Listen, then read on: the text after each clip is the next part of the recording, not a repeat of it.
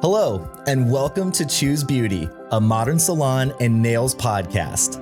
In this episode, digital content strategist for nails, Nicole Davis, sits down with celebrity nail artist Sreynin Peng. They discuss her beginnings in the nail industry, her top 3 pieces of advice for young nail techs, as well as the best ways to set goals for yourself. And now, Nicole's conversation with Serynin. Welcome, everybody. My name is Nicole Davis, and I am the digital content strategist for Nails Magazine. And I am super excited to be here with Sreynin Peng. So I was hoping that she could start and just tell us all a little bit about who she is and how she got to where she is today. Hi, everyone. I'm Sreynin Peng here, and I'm so excited for this opportunity because I have waited for a window to educate all the newies and upcoming nail artists, the little mistakes, so you don't make the big mistakes, to keep this career going once it started. So start and tell everybody kind of like how you got into the beauty industry, when you started, what you were doing, and sort of how you ended up as a celeb nail artist. Well, it was a freak accident. So I was quite young, invited to work, and very excited to have the opportunity to get a job.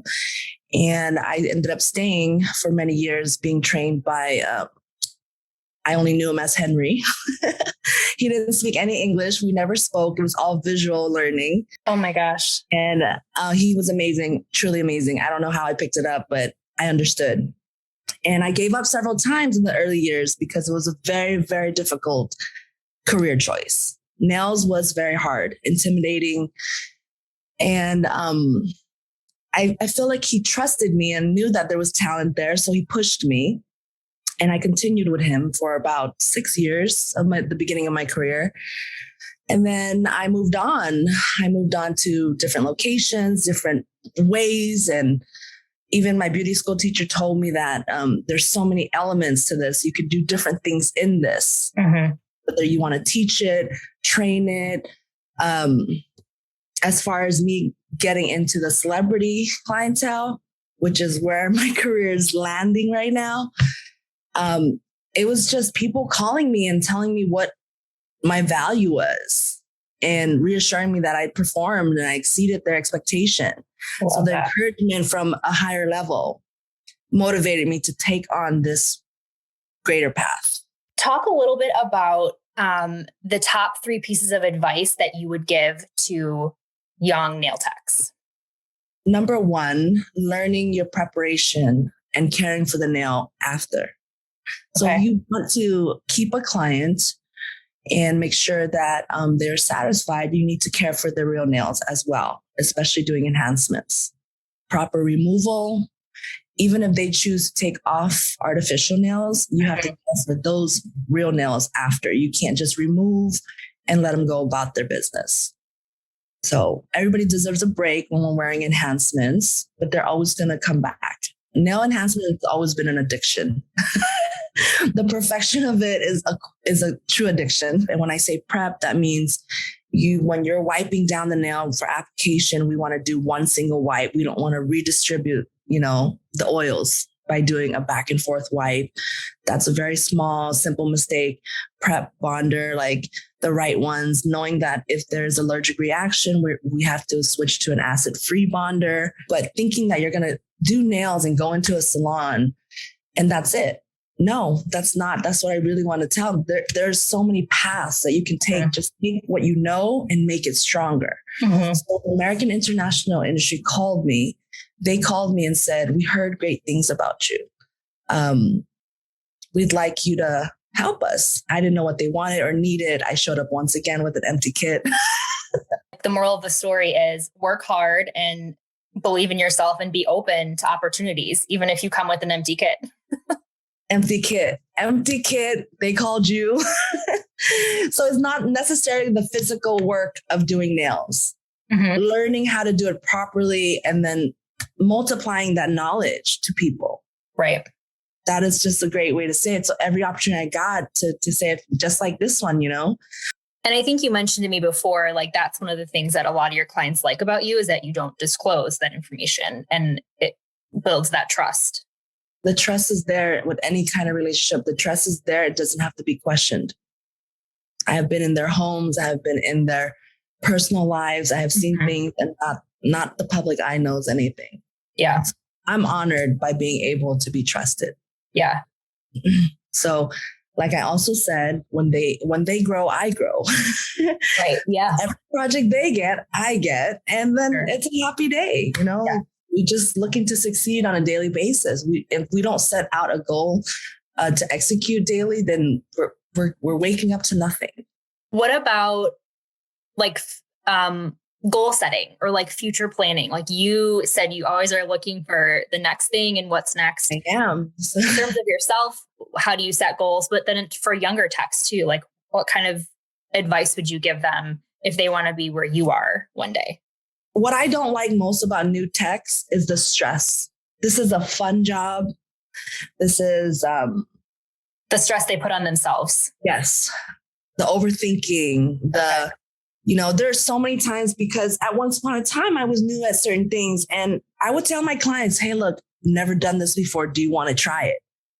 That builds trust. Mm-hmm. When you tell your client this might not execute the way you see, but you want to attempt it, at one point or another, they're going to be like, do whatever you want because you've built that trust. When you show weakness, they have compassion.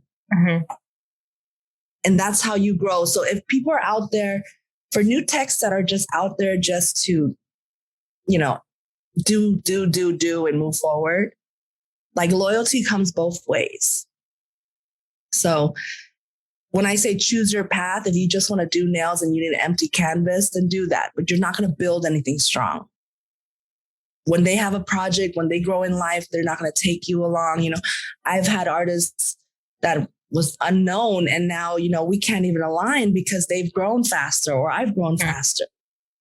So it's just, you pick and choose who you want to build with. And like I said, I challenged myself every time I got an opportunity. I got excited. I took it on. I executed the best I could. And little did I know that another person heard about me. Mm-hmm. Another person heard about me.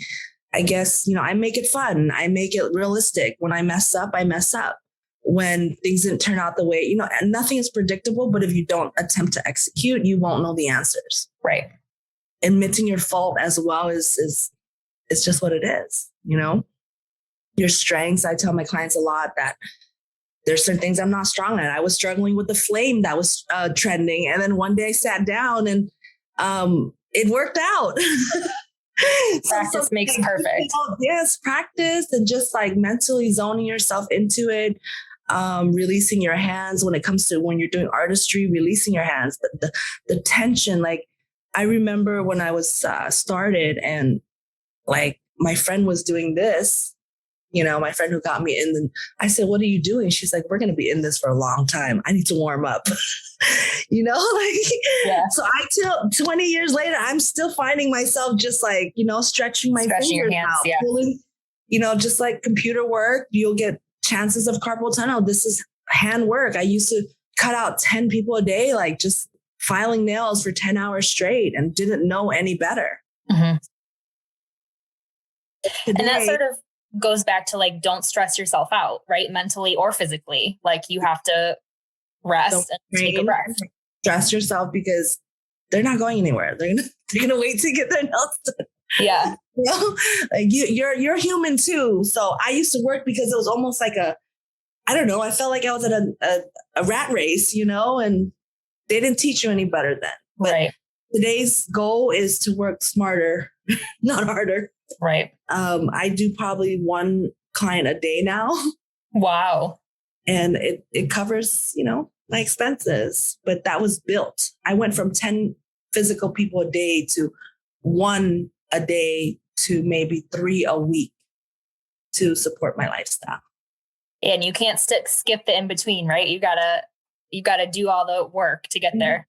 And it also seems like for some techs listening, it might seem like, 3 sets a week. Like that's incredible. But on the flip side, it also seems like you're on call a lot and you're sort of at the whim of their schedule. And it can be unpredictable, right? Like it's not as easy as it maybe seems when you hear it. Like I said, when they work, I work. I built a loyalty with them already. You get one shot. and just keep it simple, come in, perform your job, thank them. One of my big, I'm human too. So one of my big things about going to do house calls and having my celebrity clients is that they thank me at the end of the service. Because I bring a full salon, I set up to their convenience. It's not about the dollar amount. It's that be human and be humble and thank me for my service. And we can move on. Sreynin, this was awesome. And thank you for kind of welcoming us in and giving us some advice and for taking the time today. And yeah, if we get any more questions, I'll shoot them your way. Thank you, Nicole. Thanks for listening to Choose Beauty, a modern salon and nails podcast.